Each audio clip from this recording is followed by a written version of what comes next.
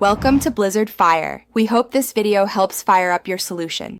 You'll begin by opening Settings and tapping Wallet and Apple Pay, then select the card flagged for verification. Have your photo ID, device passcode, and the billing address used with the card ready. These items speed up checks. Once done, make sure your iPhone is on the current iOS version and connected to Wi-Fi or cellular.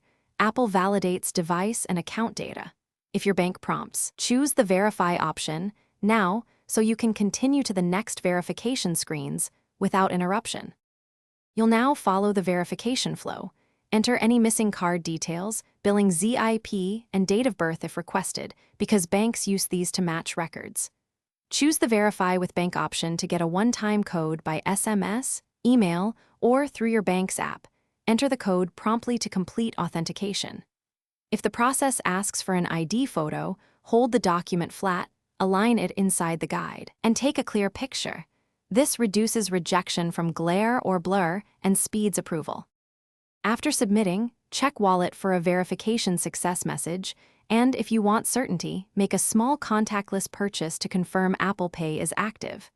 If verification fails, double-check the details you entered and try again.